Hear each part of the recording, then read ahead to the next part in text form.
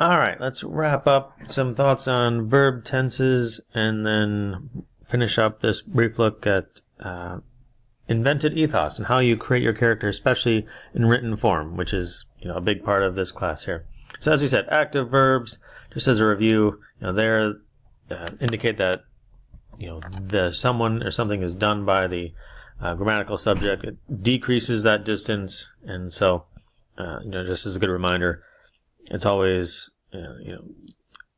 ideal to aim for active verbs instead of passive verbs, because that was exciting. The passive verbs increase that distance, and sometimes that's helpful once in a while, but you want to use passive verbs sparingly for dramatic effect, perhaps, in setting a scene, describing things that, events that are out of control, or, whatever, especially with emotional appeals, passive verbs can work well, but you don't want them too often, okay?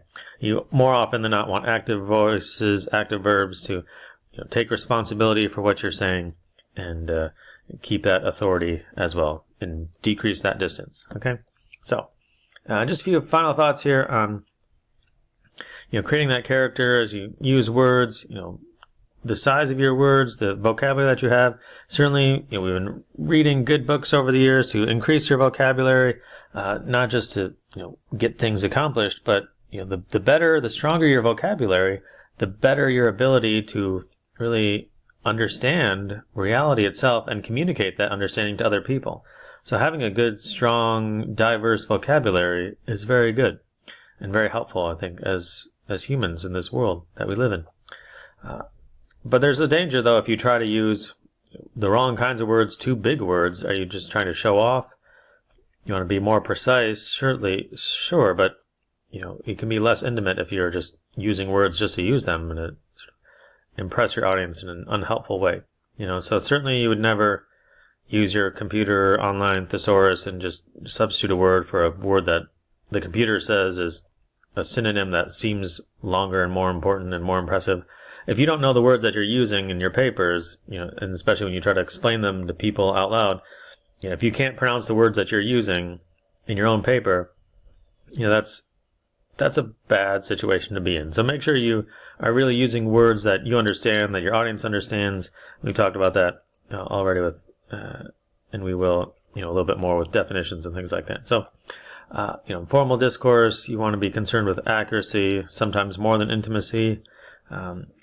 At times, but certainly, as you may have seen from some of the presenters last year, sometimes, being more familiar, increasing the intimacy and presentation of your thesis, that might be more effective with real judges in a live event. So, familiar words can be effective in informal discourse, speaking, like slang and things like that. It increases that intimacy, decreases that distance.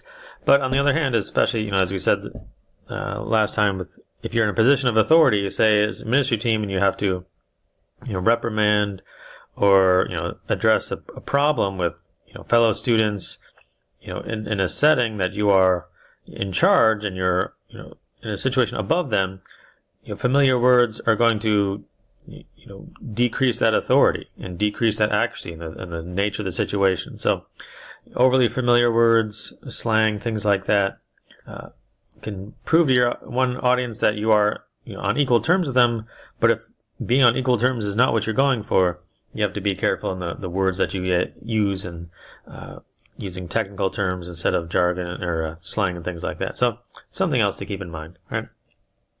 Adjectives, adverbs, qualifiers, we use them quite a bit. They are, familiar things you've been using for over a decade, I'm sure.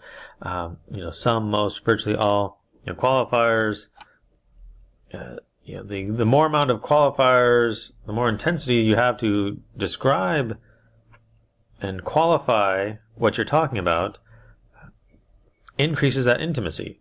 There's less distance between you and your audience if you are very descriptive in what you are talking about, because qualifiers indicate that someone is there, you are there making judgments about what is there. You are not just talking the plain, bare facts of a situation, you are describing wasn't just students have to do this, some students have to do this. That's, a much different sort of thing. With one little adjective, the whole tone and meaning of that sentence changes. All right, so qualifiers, adjectives, adverbs, very helpful, but again, you don't want to overuse them. We're not writing, flowery poetry here for this particular task, but adjectives, adverbs, certainly necessary for what you're trying to say. So they are effective in reducing that distance when intimacy is more persuasive than formality, and certainly when accuracy is the thing to go for. Statistics tell us that women in their written and verbal speech use more qualifiers than men, and that's not too surprising, knowing the differences between men and women and language. So, lastly, punctuation, especially for your paper, and not just this paper, but all papers in the academic years ahead. They take the place of just the sound of your voice and the gestures that you use, your expression, right? That's the point of them. It's not just to fill up space. Punctuation marks indicate, how this sentence is supposed to be understood by the reader.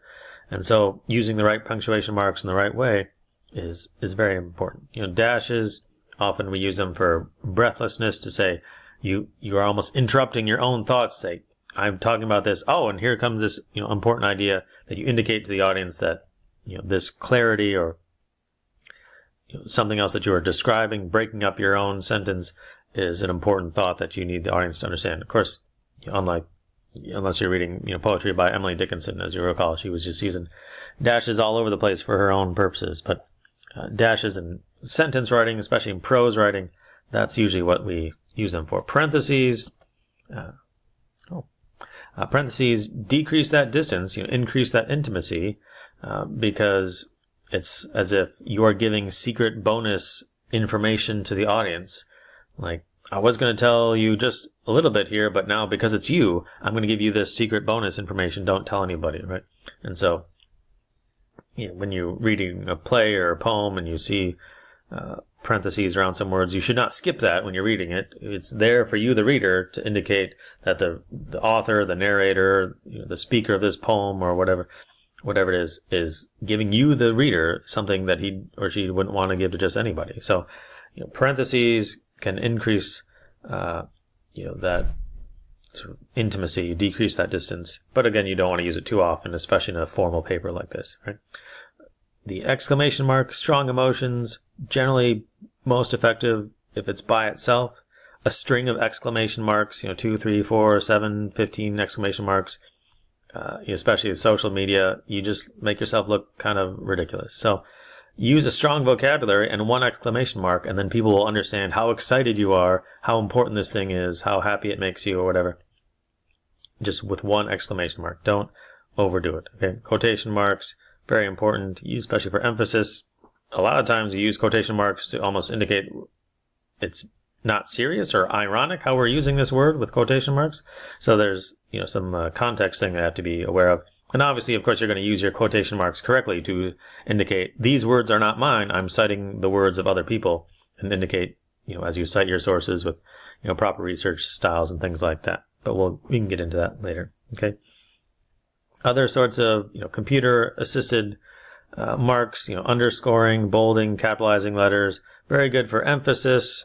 Again, indicating importance, decrease that distance. This part is really important. So especially like slides like this, and you are familiar with those in all sorts of classes, all sorts of slideshows. If something is in bold or on a handout, if something is bold or underlined or something like that, this part must be really important, or italicized, something like that. That decreases that distance, whereas the communicator, that idea to you, the audience, learns, oh, this part must be really important. That sort of commentary and additional insight. This part is more important than some of the others. Pay even more attention to this. So use that. You wouldn't necessarily use a whole lot of, bold, words in the sense of, changing the bold typeface on your paper for the most part. Maybe once in a while italicize something to really indicate to your reader, this word is an important idea to stress in this sentence, things like that. But again, as with so many of these marks of punctuation, less is more. Use them sparingly, and their effect will be even more important, right? Emoticons or emojis, very popular today in social media especially, but as a formal paper, it decreases that distance. you're sort of being goofy and funny to your audience and giving them knowing winks and asides, maybe if you're writing a humorous poem or something, but it doesn't really do anything for your audience's intelligence, or it doesn't do anything for you as a communicator of ideas to use these pictures. You're not ordering a pizza, with your formal paper, things like that. So obviously you would probably stay away from those. And in life too, it's probably a good idea to use them very sparingly, if ever. Okay. So that was a little bit about that. So next time, as we said, we're wrapping up Invented Ethos here, and we'll pick it up next time with Situated Ethos and wrap it up in one last video, and then go over your assignment for Ethos here.